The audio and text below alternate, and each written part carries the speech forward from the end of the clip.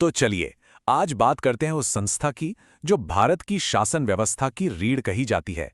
एक ऐसी संस्था जो देश के भविष्य को आकार देने वाले लोगों को चुनती है।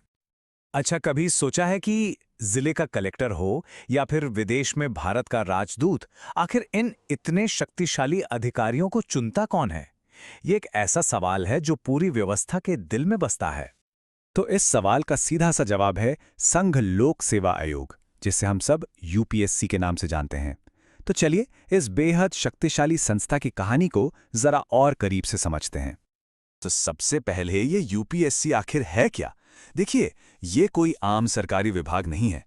ये एक संवैधानिक निकाय है। इसका मतलब ये हुआ कि इसकी ताकत, इसकी आज़ादी सीधे भारत के संविधान से आती है और इसका सबसे बड़ा काम है केंद्र सरकार के लिए अधिकारियों की भर्ती करना। पर यूपीएससी हमेशा से ऐसा नहीं था जैसा आज है। ये कोई रातों रात बनी हुई चीज नहीं है। अरे, इसके जन्म के पीछे तो एक बहुत लंबा संघर्ष और एक बहुत बड़ा विचार छिपा है। चलिए इसकी जड़ों तक चलते हैं। सोचकर देखिए, आजादी से पहले भारत के सबसे बड़े सरकारी पदों के लिए परीक्षा कहाँ होती थी? सिर्फ इंग्लैंड में। ये बात भारतीयों के लिए सिर्फ एक मुश्किल नहीं, बल्कि एक बहुत बड़ा अपमान थी। तब हमारे राष्ट्रवादियों ने मांग उठाई कि ये परीक्षा भारत में भी होनी चाहिए, ताकि हर किसी को बराबरी का मौका मिले। ये लड़ाई सिर्फ एक परीक्षा की नहीं थी, ये लड़ाई थी आत्मसम्मान की, समान अवसर की। और हां, इस मांग का असर भी हुआ, लेकिन बहुत धीरे धीरे। देखिए, 1919 में पहली बार एक आयोग की जरूरत को माना गया। फिर 1924 में आया ली कमीशन, जिसकी सिफारिशों के बाद 1 अक्टूबर 1926 को भारत का पहला लोक सेवा आयोग बना। पर असली और सबसे बड़ा मोड़ तो आया 1950 में, जब आज़ाद भारत के संविधान ने इसे एक संवैधानिक दर्जा दिया और इसका नाम हुआ संघ लोक सेवा आयोग। देखिए, 1926 से 1950 तक का ये जो सफर था ना, ये सिर्फ नाम बदलने का सफर नहीं था। ये तो आयोग के पूरे चरित्र और उसकी शक्तियों में एक जबरदस्त बदलाव का प्रतीक था। इस फर्क को समझना बहुत जरूरी है। 1926 वाला जो आयोग था, वो ब्रिटिश सरकार के नीचे बस एक सलाहकार जैसा था। लेकिन 1950 का यूपीएससी, वो अपनी शक्ति सीधे भारतीय संविधान से लेता है। ये पूरी तरह से स्वतंत्र है, स्वायत्त है, और यही बदलाव इसकी सबसे बड़ी ताकत बना। असल में इसकी जो मजबूत नींव है ना, वो 1935 के भारत सरकार अधिनियम में ही रख दी गई थी। बाद में इसी कानून के जरूरी हिस्सों को हमारे संविधान में शामिल कर लिया गया और इससे आयोग को मिला एक बेहद ठोस कानूनी आधार।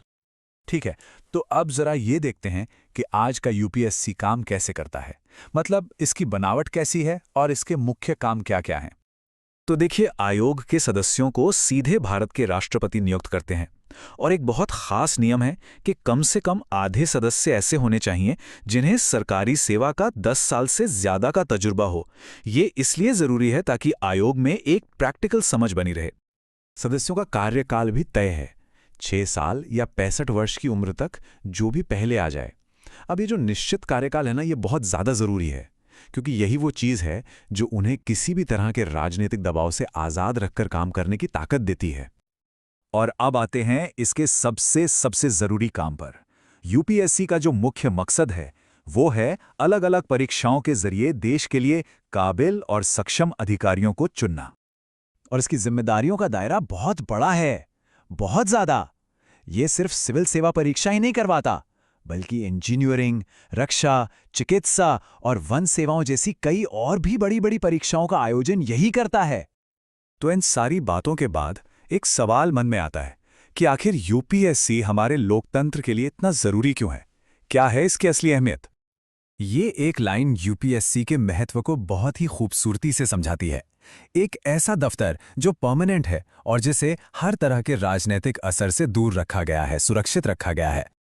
असल में यही आज़ादी, यही स्वायत्तता यूपीएससी की आत्मा है।